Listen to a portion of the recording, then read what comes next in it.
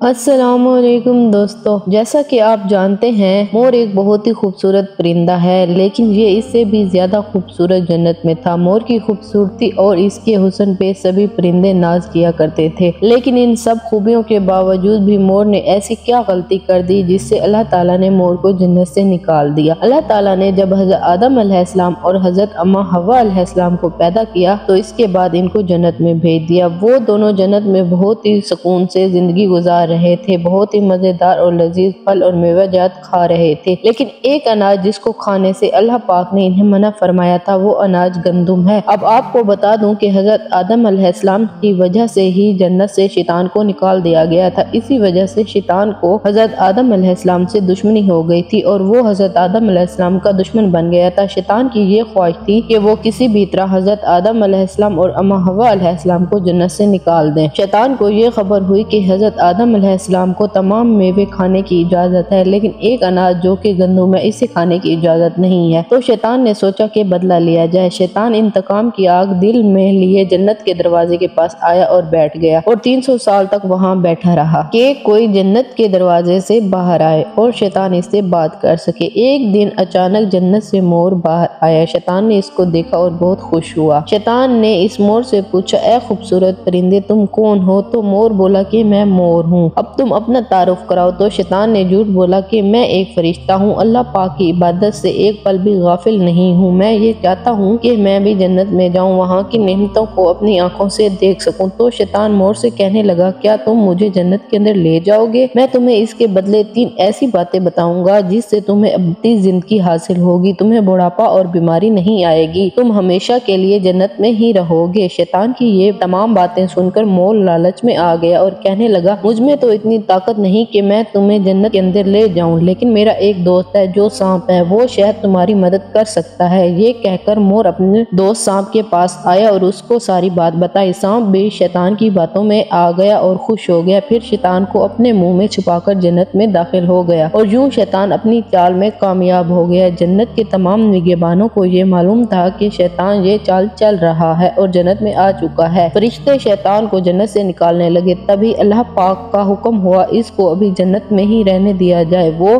فرشتے اب اللہ کے حکم سے رک گئے۔ شاید حضرت آدم علیہ السلام کا امتحان تھا۔ شیطان حضرت آدم علیہ السلام کے پاس اور اماں حوا علیہ السلام کے پاس جا کر اپنی محبت کا اظہار کرنے لگا۔ حضرت آدم اور اماں حوا دونوں ہی شیطان کو پہچان نہ سکے، کیونکہ ماضی کے مقابلے میں شیطان کی شکل تبدیل ہو چکی تھی۔ شیطان کہنے لگا، میں چاہتا ہوں کہ آپ دونوں ہمیشہ جنت میں اسی طرح رہیں اور ہمیشہ خوش رہیں۔ حضرت آدم علیہ السلام نے اس کی باتیں بہت غور سے سنی۔ شیطان نے کہا کہ اگر آپ لوگ میری بات پر عمل کریں گے تو آپ کو جنت کی اور بھی سہولتیں ملیں گی۔ حضرت آدم علیہ السلام شیطان کے بہکاوے میں آ گئے اور کہنے لگے، یہ کیسے ممکن ہے؟ تو شیطان کہنے لگا، ایک گندم کا دانہ اگر آپ دونوں کھا لیں تو آپ کو ابدی حیات حاصل ہو جائے گی اور آپ ہمیشہ کے لیے جنت میں رہیں گے۔ یہ بات سن کر حضرت آدم علیہ السلام کے دل میں رجحان پیدا ہو گیا، لیکن ان کے دل میں اللہ کی نافرمانی کا خوف غالب آ گیا، جبکہ اماں حوا شیطان کی باتوں میں آ گئی تھی، جس پر اماں حوا نے حضرت آدم علیہ السلام کو راضی کر لیا۔ پھر اس کے بعد ان دونوں نے اس گندم کے دانے کو چکھ لیا۔ جیسے ہی گندم کا دانہ ان کے اندر گیا تو ان دونوں کے ستر واضح ہو گئے، جس کے بعد وہ دونوں اپنے ستر چھپانے لگے اور خدا کے خوف سے کانپنے لگے۔ اس دوران اللہ تعالیٰ نے فرشتوں کو یہ حکم دیا کہ حضرت آدم علیہ السلام اور اماں حوا علیہ السلام دونوں کو جنت سے زمین پر اتار دو۔ حضرت آدم علیہ السلام کو سری لنکا کے قریب نیچے زمین پر بھیج دیا، جبکہ اماں حوا کو جدہ کی زمین پر اتار دیا گیا۔ جن خوبصورت پیروں سے چل کر مور شیطان